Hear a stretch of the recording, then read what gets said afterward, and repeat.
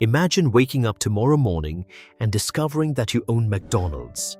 Not just one restaurant, not 10, not even 100. You own the entire company. Every Big Mac sold in New York, every McFlurry served in Tokyo, every Happy Meal bought in London, every drive-through order placed in Dubai.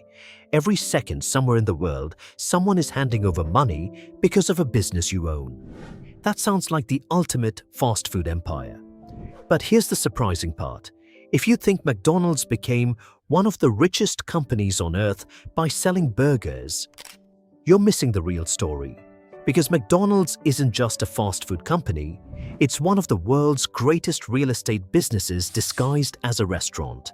And once you understand how that works, you'll never look at the golden arches the same way again. 1. The business that barely sells burgers. Walk into any McDonald's restaurant and it looks simple. Customers order food, employees prepare meals, cash registers ring. End of story. But if you owned McDonald's, you'd quickly discover that burgers are only one piece of a much larger machine.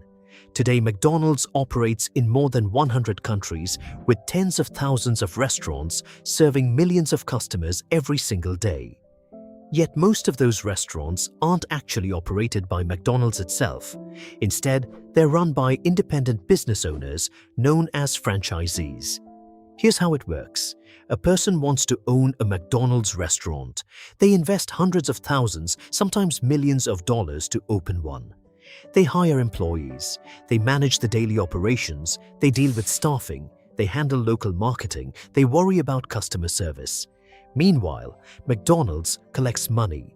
The franchise owner pays an upfront franchise fee just for the right to use the McDonald's name. Then they continue paying ongoing royalties based on sales. But that's still not where the biggest money comes from. Because in many cases, McDonald's owns the land underneath the restaurant. Instead of simply licensing the brand, McDonald's becomes the landlord.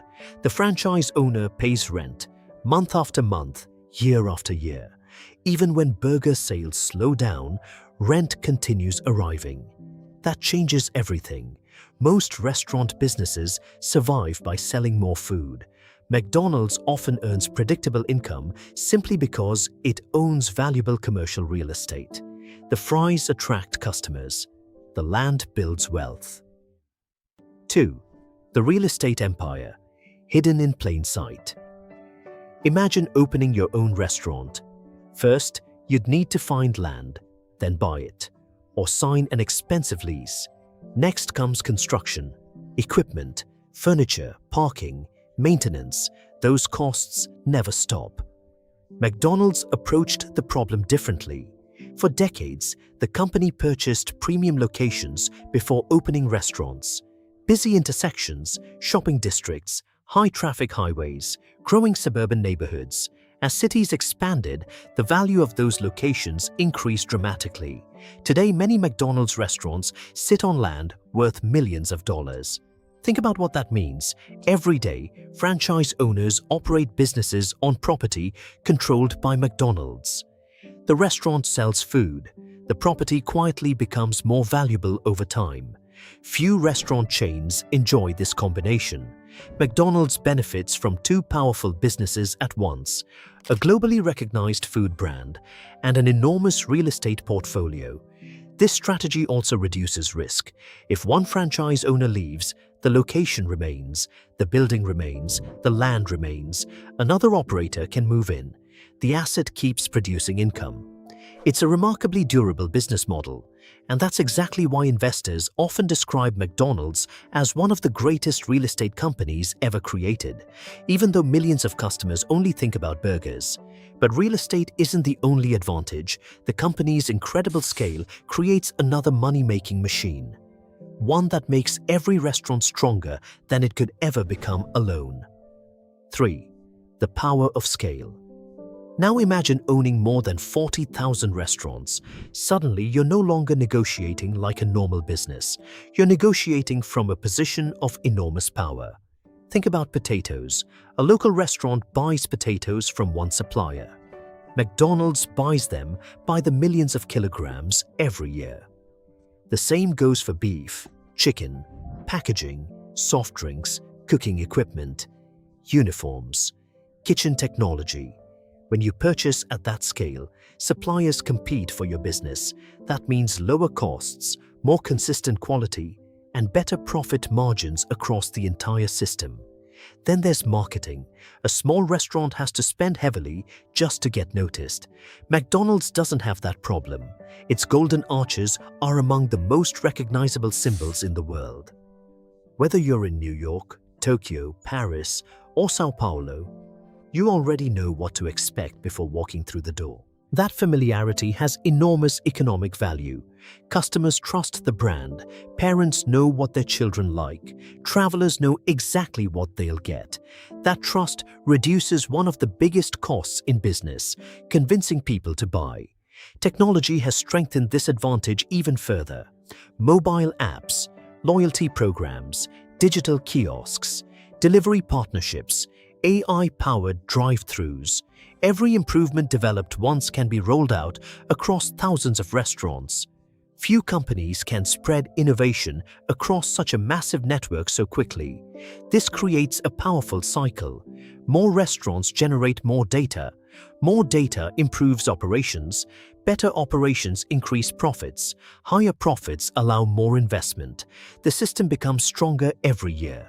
But even an empire this successful isn't without challenges, because staying on top is often harder than getting there. 4. The challenges of a fast food giant. Owning McDonald's would be incredibly profitable, but it would also come with enormous responsibilities. Consumer tastes are constantly changing. Many customers now want healthier meals. Others demand plant-based options. Some expect faster delivery instead of dining inside restaurants. McDonald's must continue adapting without losing the identity that made it famous. Then there are economic pressures. Inflation raises the cost of beef, potatoes, cheese, cooking oil, and labor. If menu prices increase too much, customers may visit less often. If prices stay too low, profit margins shrink. Finding the right balance is a constant challenge. Competition is another major factor. Burger King, Wendy's, KFC, Chick-fil-A, Five Guys, countless local restaurants. Every one of them wants a share of the same customers. That means McDonald's can never become complacent. It must continue improving speed, convenience, quality, and customer experience. There are also global risks, currency fluctuations, changing government regulations, supply chain disruptions, public health concerns.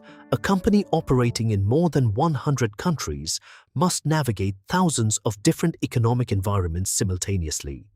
Yet despite all these challenges, McDonald's continues generating billions of dollars in annual revenue because its business isn't built around one product.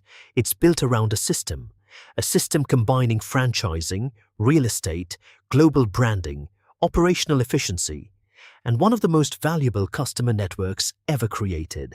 That's why investors don't simply see McDonald's as a restaurant company, they see it as an economic machine. If you owned McDonald's, you wouldn't spend your days flipping burgers or serving fries. You'd be managing one of the most sophisticated business systems ever built. Every restaurant would strengthen your brand, every franchise would generate recurring income, every property would quietly grow in value, and every customer walking beneath the golden arches would contribute to an empire that has mastered franchising, real estate, and global scale better than almost any company in history. The biggest lesson isn't that McDonald's sells fast food. It's that the world's greatest businesses often make their real money in ways most people never notice.